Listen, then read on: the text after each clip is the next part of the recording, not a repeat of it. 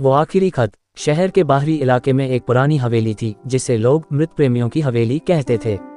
इस हवेली के बारे में कई कहानियां प्रचलित थीं, लेकिन कोई भी इसकी सच्चाई को नहीं जानता था।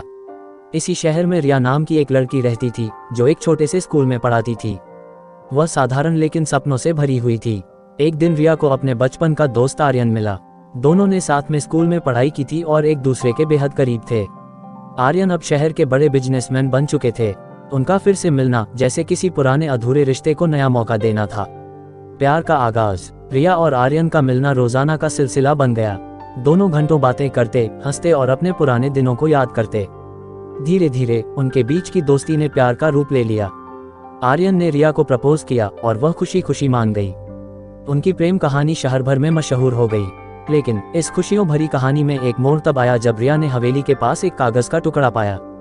उस पर लिखा था, अगर तुमने इस हवेली के राज को जानने की कोशिश की तो तुम्हारा अंत भी मेरी तरह होगा। राज की तलाश। रिया इस नोट को पढ़कर बेचैन हो गई। उसने आर्यन को इसके बारे में बताया, लेकिन उसने इसे महज एक मजाक कहकर टाल दिया।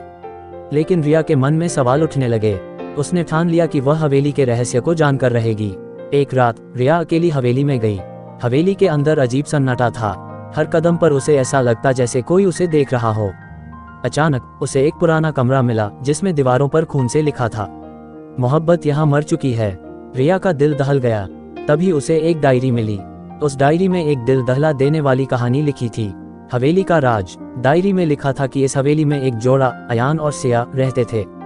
दोनों एक दूसरे से बेइंतहा प्यार करते थे, लेकिन सिया की सौतेली माँ ने सिया की शादी एक अमीर जमींदार से तय कर दी।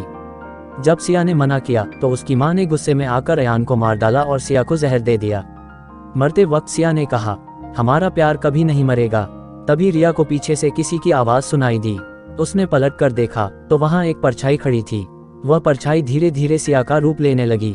सिया ने कहा, तुम्हारा प्यार भी इस हवेली के अभिशाप से नहीं बच पाएगा। भय और मोहब्बत की जंग। रिया किसी तरह वहां से भागी और उसने आर्यन को सब कुछ बताया। आर्यन ने उसे समझाया कि यह सब उसका भ्रम है, लेकिन अगले ही दिन आर्यन गायब हो गया। रिया ने उसे ढूंढने की कोशिश की, लेकिन उसे आर्यन का सिर्फ एक खत मिला।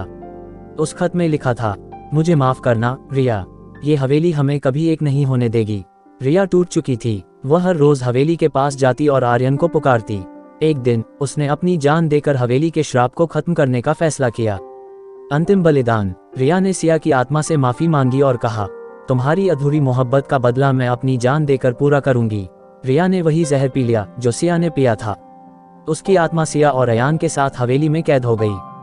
कहते हैं आज भी उस हवेली से रिया और आर्यन की आवाजें सुनाई देती हैं। उनका प्यार तो अमर हो गया, लेकिन उनकी कहानी हमेशा के लिए एक डरावनी दास्तान बन गई। ये कहानी बताती है कि सच्चा प्यार कभी खत्म नहीं होता, लेकिन कभी कभी किस्मत के खेल से इंसान हार जाता है।